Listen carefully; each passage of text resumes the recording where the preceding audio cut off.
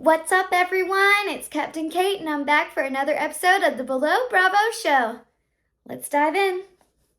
Today, I am giving you my top 5 best and worst chief stews in Below Deck history. This, I would say, is a passion project for me.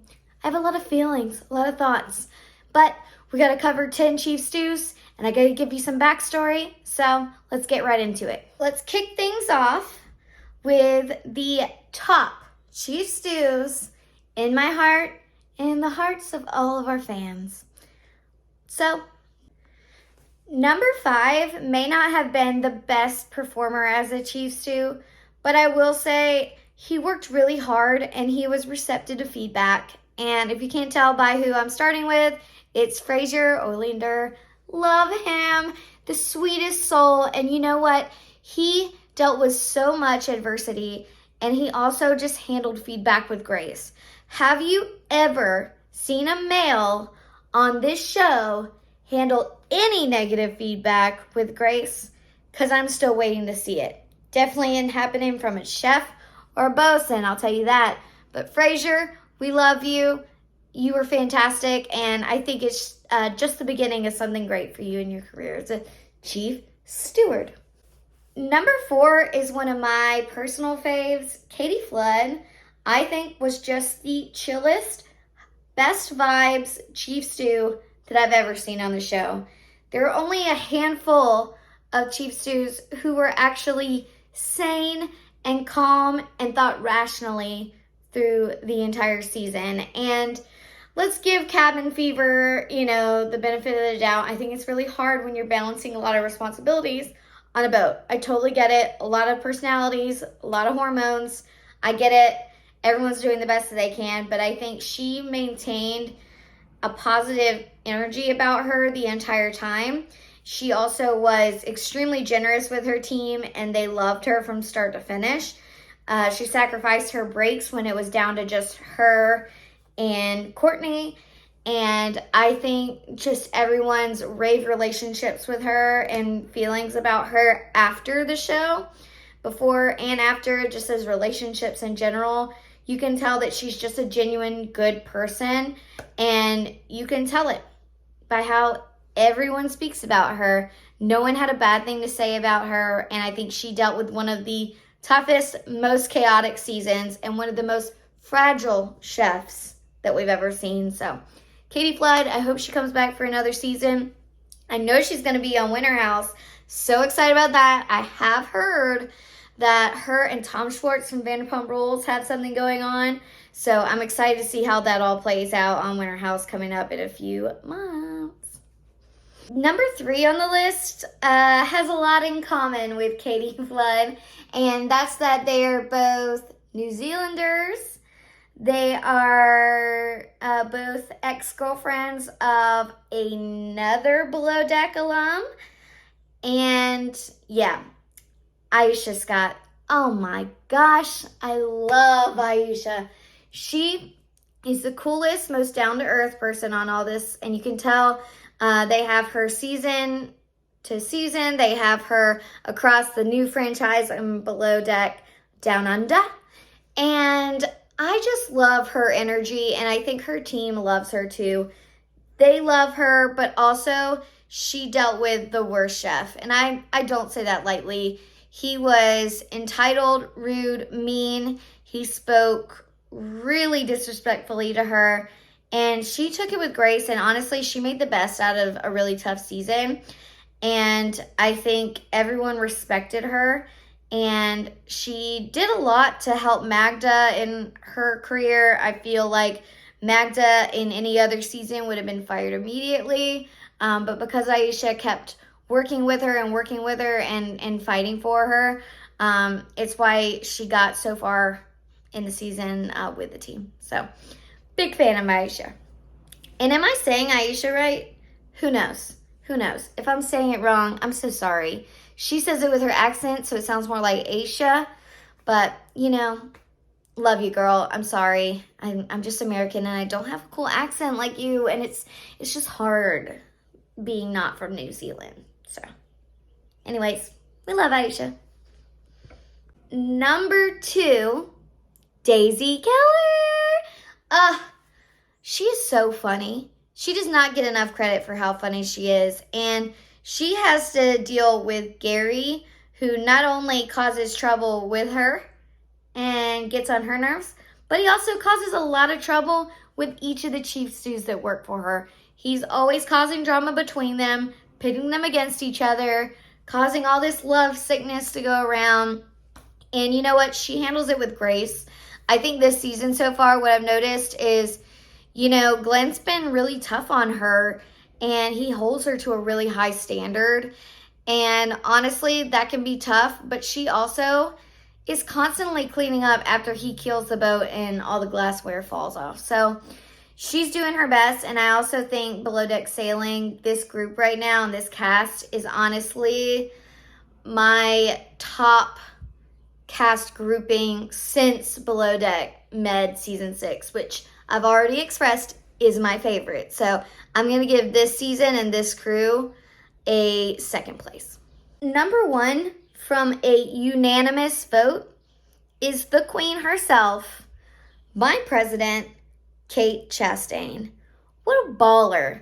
Lee said it best when they said the first time they saw her that, she dresses and carries herself like a charter guest, not a stewardess. And what I love about that is her posture. She comes in, she commands the room, she leads, but she also works really, really hard. I love everything about Cait, and her lines are the most iconic lines on the franchise next to Captain Lee. Together, they were an unbeatable pair, and I don't think we've seen a chief stew and a captain have that much in sync and such a good camaraderie as we saw with Cait and Lee. I thought it would be fun to share with you within this top 5 list my top 5 quotes from the girl herself, Kate Chastain. Number 1, talk is cheap. Birkins are not. Iconic.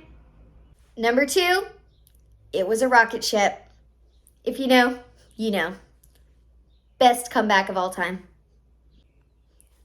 Number 3, I'll do what you want, but I will not mess up my hair.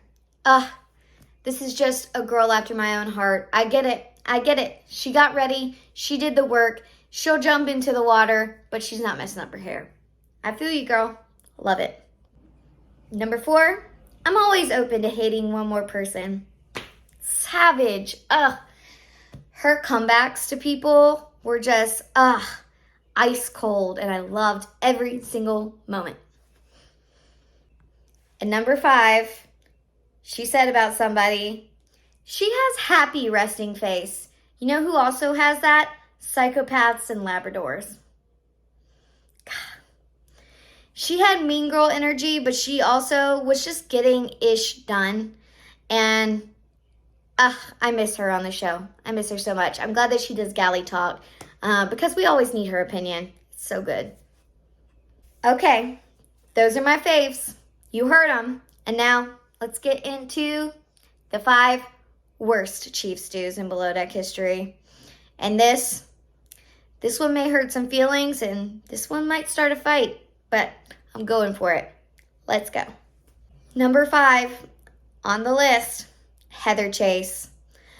I was rooting for you. I thought you were so great. I think you're beautiful. I think you're a great chief stew. But then you said a word that you just can't take back. And I feel the same way I feel about you as I feel about Morgan Wallen. I'd like to trust good intent, but you don't accidentally say that word. I'm so sorry, but you really do not. And I feel like there were so many opportunities where you could have taken responsibility early on in the season and come clean about it and resolved it.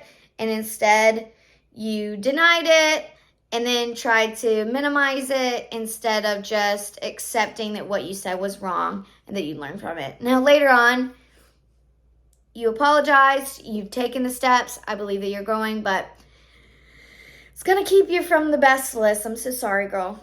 All right, it just is what it is.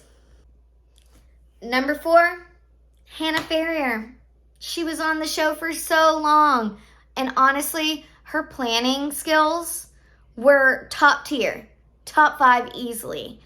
But no one seemed to like her season over season. And I think that starts to be really telling when all kinds of different personalities come together and you can't find one that really liked you, except for a guest here or there. And yes, the reason that she got fired was kind of bogus. I'm sure all those kids do different drugs. I don't know. I don't know their lives. I don't try to judge. But I do think that the fact that they were all waiting to catch her so that they could fire her says a lot more. It says that they really did not like having her around. And I do think that the vibes in the med went way up once she left. That's just how I feel.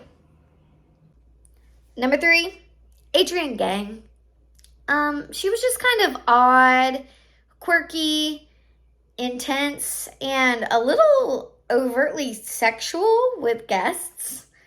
Yeah, I'm going to give her the benefit of the doubt because I do think with the first season ever, it's a pilot season of Below Deck. I totally understand you're not used to being on film, but her overall attitude towards everyone else, she thought she was better than everyone else. She thought she was smarter, more experienced. And so no one really on the crew liked her. The captain didn't really care for her. And there was really only maybe one guest who liked her too. And I'm pretty sure it's because she like stripped down during one of the dinner services or something strange like that. She came back in a bikini. It was off-putting. Anyways, I don't know. I think I'm with Eddie on this one. I don't trust Adrienne Gang. Sorry, girlie. Number 2, Natasha Webb. Meh. She really, when you look back over the season, you never once see her doing any work. And all you see is her crying, sitting around talking about why she's sad, trying to figure out what she wants. She's toying with the chef, who's very fragile and crazy about her. And she's going back and forth with this abusive boyfriend. She's distracting from everyone else. She has to be the center of attention.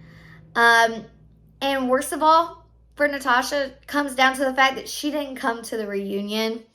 Even Raquel and Tom Sandoval showed up to the Vanderpump Rules reunion. So the fact that you couldn't show face to face the music and own up to the chaos that you caused on the boat, and the fact that you really put a lot of work on Natalia and focused on yourself the whole charter season, yeah, you got to show up.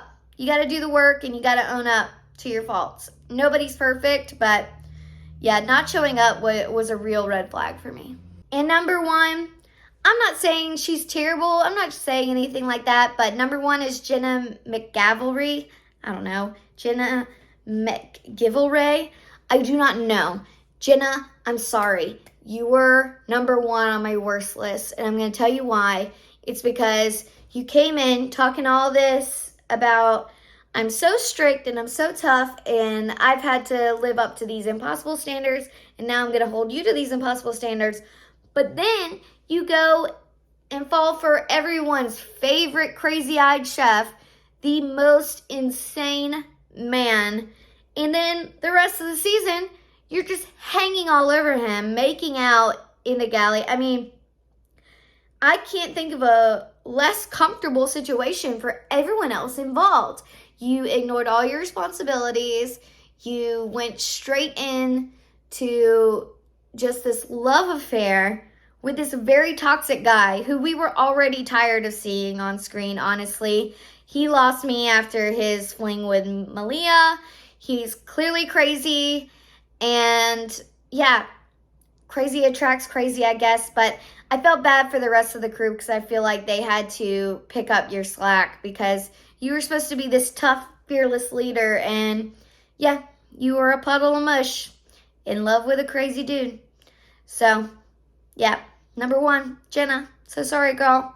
I think you're sweet. I think you're cool. But I definitely think you were the worst to choose to. So sorry. If you don't agree, you can let me know in the comments. If you do agree, let me know in the comments. And especially if you agree, hit that like button, hit that subscribe button. Please be my friend. I love that. Okay, well, that's the episode for today.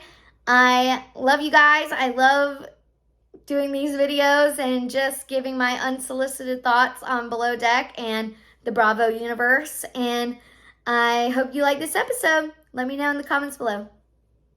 See ya.